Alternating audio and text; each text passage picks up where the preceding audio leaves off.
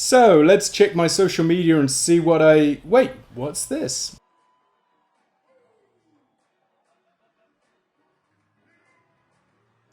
Oh dear God, no. Seems like maybe Lilou got a little bit more intimate with his opponent than is usual in breaking.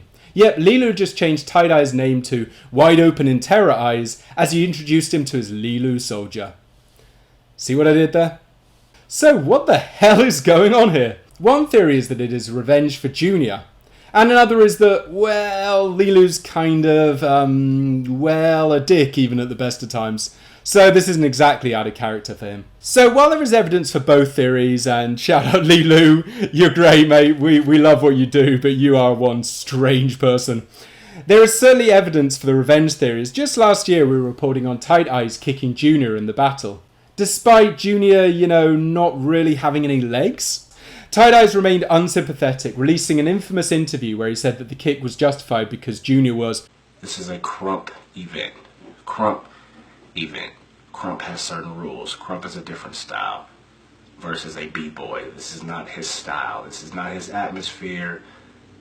This is not his way. It's not his rules. Now, Lilou seemed to be imitating this when he immediately sent out a message saying welcome to breaking on social media.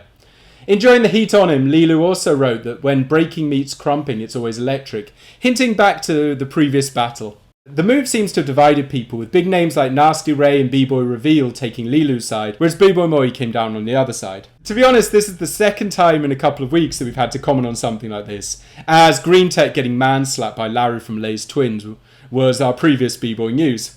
Now, much like that situation, two wrongs don't necessarily make a right. However, considering everything that's happened, it's not all that surprising there would be payback at some point, although I'm not entirely sure this is the best way to do it. So what do you think? Do two wrongs make a right, or has maybe Lilou overstepped the boundary a little bit too much here? Let us know in the comments.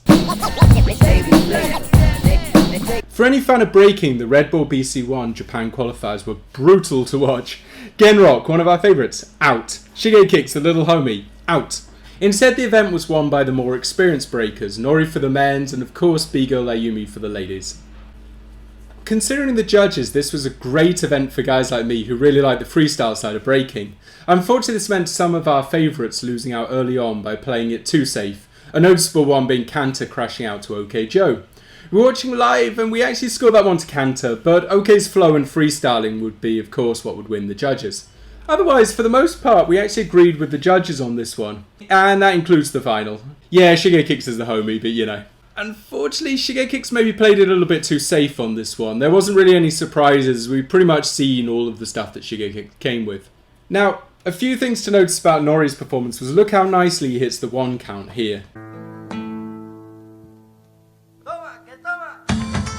Sa! ぶちかましていくのは Bboy Nori!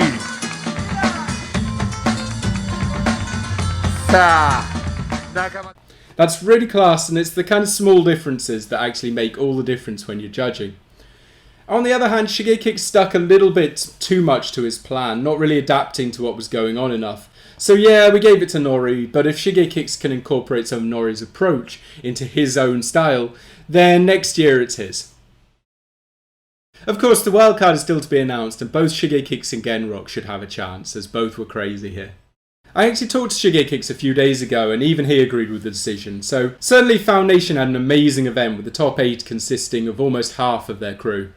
One of the things that some people complained about was Issei's judging, as he tended to vote Foundation. Now, I've been to a few events judged by Issei, and he tends to be a pretty good judge, so I'm going to give him the benefit of the doubt and assume that he genuinely did think Foundation won most of their battles. I also think that there's a fairly good chance that Foundation did legitimately win most of those battles, so it's not such a big thing. However, let us know in the comments, did you agree with Issei's decisions or not?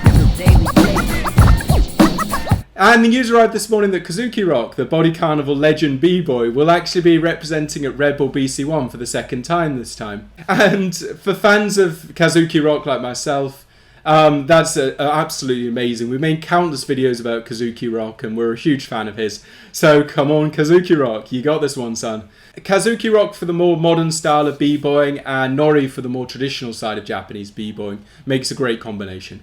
What do you think about Kazuki Rock? Does he stand a chance at Red Bull BC1?